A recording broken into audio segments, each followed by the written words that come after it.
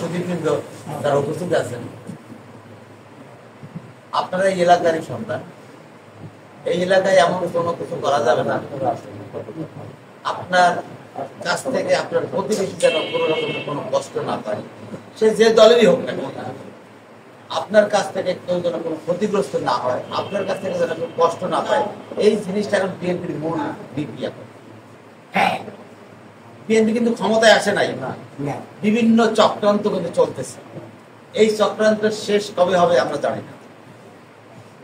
এইটার সময় অনেক লম্বা সময়। এখন এই যে গভর্নমেন্ট যেটা আছে, এটাকে বলে ইন্টেরিয়াম গভর্নমেন্ট, হ্যাঁ, এটা তত্ত্বাবধায়ক সরকার অথবা অন্তর্বর্তীকালীন সরকার। এই সরকারকে আমাদের সবাইকে সহযোগিতা করতে, তাহলে কিন্তু ওরা কাজ করতে পারবে। এই যে বিভিন্ন সময় শুনতেছি স্কুল কলেজ আন্দোলন, এই যে এখানে একটা ঘটনা ঘটতো, এগুলো যারা ইন্ধন দেয়, এটা কিন্তু এই সরকারের জন্য একটা অন্তর্ঘাতমূলক একটা ব্যাপার। সরকারকে একটা অস্থিরতা ফেলানো, এই অস্থিরতা ফেলানো যারা ফেলে এরা কিন্তু ক্ষতিগ্রস্ত হবে। যদি আইডেন্টিফাই কিন্তু হবে। এখানে বিভিন্ন গোয়েন্দা সংস্থার লোক আছে, এখানে বাগের থেকে সাংবাদিকরা আসছে, ওনারা কিন্তু রিপোর্ট করছে।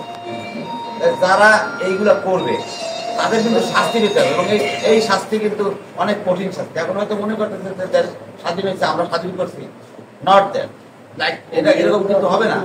একসময় কিন্তু এদের আবার বিচার হবে যারা এইগুলোর সাথে জড়িত থাকে। তা আমি সবার কাছে জোর অনুরোধ করবো যে আপনাদের কাছ থেকে আপনার প্রতিবেশী, আপনার হিন্দু সম্প্রদায়, আপনার চেয়ে যারা দুর্বল, তারা যেন কোনো ধরনের কষ্ট না পায়, আপনার কাছ থেকে যেন তারা কোনো ধরনের ক্ষতিগ্রস্ত না হয়। কারো ঘের বাড়ি দখল করা যাবে না, কারো বাড়ি পোড়ানো যাবে না। আপনাকে এই অধিকার দেয় না কারো বাড়ি পোড়াবার। এই যে পারিবারিক যে একটা কলহ, এইটা আইন আপনারা রাজনীতির ভিতরে ঢুকাই ফেলেন, এটা খুবই অন্যায়, এবং এই অন্যায়ের বিরুদ্ধে আপনারা সবাই রুখে দাঁড়াবেন। আপনারা কি রাজি আছেন? আমার অনুরোধ থাকবে আপনারা সবাই সৌহার্দ্যপূর্ণভাবে চলবেন, সবাইকে সবাই রেসপেক্ট করার চেষ্টা করেন। পৃথিবী কিন্তু বদলে গেছে। এখন 2024 সাল, এটা কিন্তু 2005 সাল 7 সাল না, 24 সাল, অনেক মডার্ন হয়েছে। সারা পৃথিবী কিন্তু আগাই যাচ্ছে, আমরা কিন্তু পিছিয়ে যাচ্ছি। কেন?